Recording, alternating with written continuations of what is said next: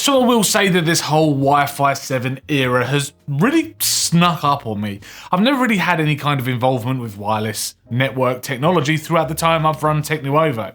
We've seen a router or two here and there, but that's really about it. Well, until Acer got in touch and asked if we wanted to see one of their Predator Connect T7 Wi-Fi mesh routers.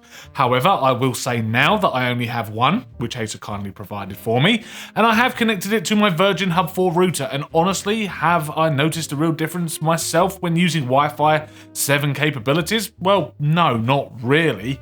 But that's probably because I've not got anything capable of Wi-Fi 7 in my house yet. But that's not necessarily a bad thing, right? Because with something like the Acer Predator Connect T7, you could begin future-proofing your home once Wi-Fi 7 devices become more prevalent on the market. Now, right now, we are only really currently looking at an iPhone 16, a Google Pixel 9, Samsung Galaxy S24 Ultra, and an Asus ROG Phone 8 Pro in terms of mobile phones, and maybe again a handful of laptops, which unfortunately doesn't give you much choice to begin with. However, Wi-Fi is backwards compatible, so you can still use it. And yes, I have noticed a difference with my Google Pixel 7 Pro connecting to my Virgin Hub 4 to the 5 GHz bandwidth there. I was typically getting between 250 to 300 megabit per second download. However, connecting it to the T7 on the 6 GHz bandwidth, I was getting double that. However, because of the UK and its laws around 6 GHz bandwidths that Ofcom are exploring at the time of making this video here,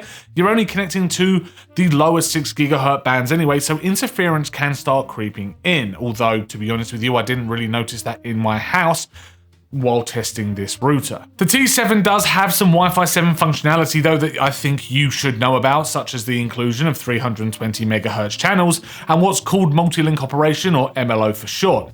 Now, MLO does something interesting by aggregating multiple channels across various bands at once, which really does cut latency and increases reliability in your wireless connection. And this is really what Wi-Fi 7 aims to do as you increase the number of wireless devices in the home. Of course, again, coming back to that future proofing. But I will say though, the router does look good, being a nice simple white box with a small Acer Predator logo and status lights at the bottom. Now on top, you have got a grille with some flashy status lights here as well, making the Acer Predator T7 actually look quite tasteful in the home. And although yes, it is aimed at gamers because it's got some game functionality on there, it doesn't have any RGB or gamery type aesthetic that you may expect from a product like this. A big thing though that I did want to bring up is what feels like a lack of ports on the back. Now from top to bottom, you have got a WPS button for easy connection, a 2.5 gig WAN LAN port, two 1 gig LAN ports, and a USB Type-C 2.0 port for storage. But still, I'm unsure if this is really enough when Wi-Fi 7 is boasting silly wireless speeds. So for example, if I have got my gaming PC connected to the T7 in the mesh network, it will never achieve the maximum speed it's capable of because of that LAN port is only a gig port. Makes no real sense.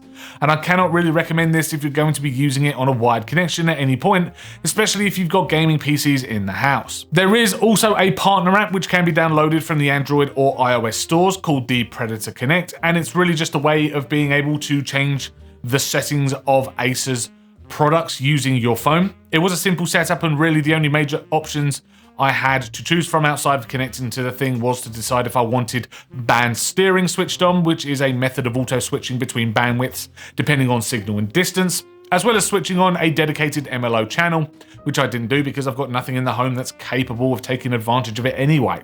I also had the choice of setting the T7 to DHCP, a static IP, or PPPoE, though unfortunately, as you can see from the images on screen now, take note of the time in the corner, I waited from around 11 PM to around 8:30 AM the following day, and the app still would not load or finish the setup. And also, one major issue I have faced with the Predator Connect app is the fact that I can no longer log in with my credentials, even after successfully changing my password and also admin password of the router.